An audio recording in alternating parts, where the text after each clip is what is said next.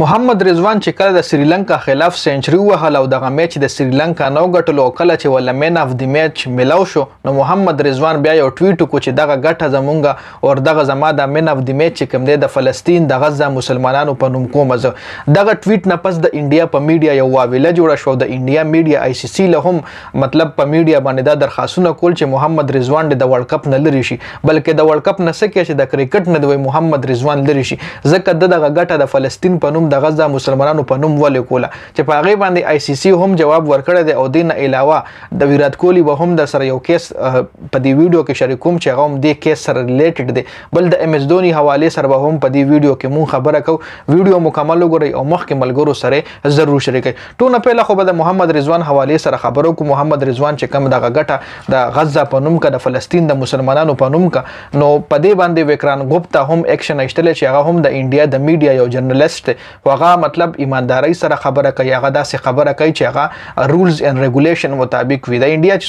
څومره هم میډیا چینلز دي یا سوشل میډیا انکران دي نو هغه اکثر د پاکستان خلاف بزبانه ګوري چې د پاکستان خلاف موږ څه خبرو کو څه داسې ټاپک راونیسو چې د پاکستان پکې موږ په انټرنیشنل سطح باندې بیزتی وکړي نو چې د محمد رضوان دا ایشو روچته کړي و آی سی سی له باقاعده ریکوست کړي چې محمد رضوان د ورلد کپ نه بهر شي محمد رضوان د ورلد کپ سکه چې دا بيخي د کرکټ نه بهر شي خو دین علاوه چې دغه تاسو لزیاتګرینه درکم په 2019 کې ویرات کوهلی میچ وګټلو ویرات کوهلی مین اف دی میچ راغو مین اف دی میچ کې ویرات کوهلی خپل ګټه چې کم دی د انډین آرمی په نوم کا دا خبره وکران ګوپتا د انډین میډیا لکړه چې تاسو سم محمد رضوان پسین خدي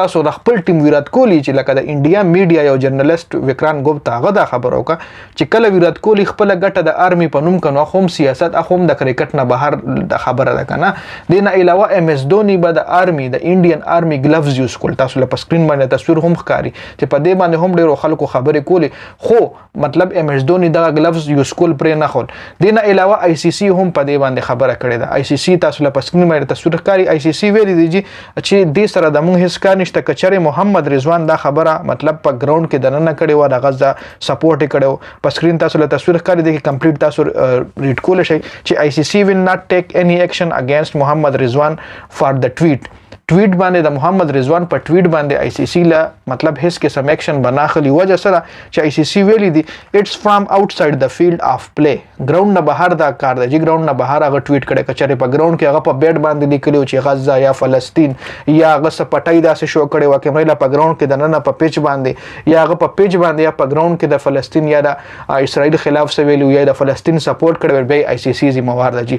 آی سی سی اوس د چا د کلاډي پرسنل لایف ته کاغه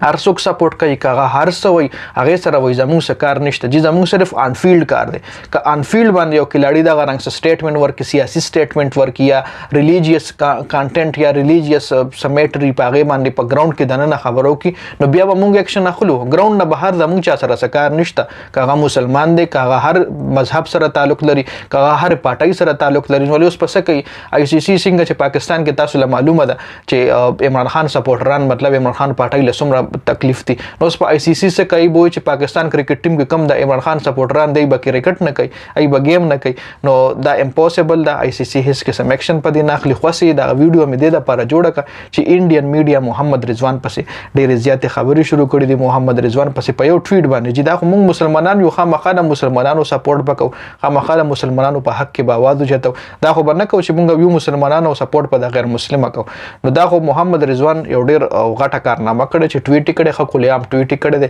هیڅ قسم یاره پاغه کې نشته د ایماندار الکته نو دا مونږ له هم پکار چې مونږ هم خو کله هم سپورټ کوو او دا کو لګیایو او کو به راتلونکي ټایم کې هم چې په مسلمان سخت راځي نو خو مسلمان بلاس ور کوي کنه غیر مسلمان خو بلاس نه ور کوي نو دا سب ډیټ چې ما وی تاسو سره شریک کوم ډیر زیاته مننه جی والسلام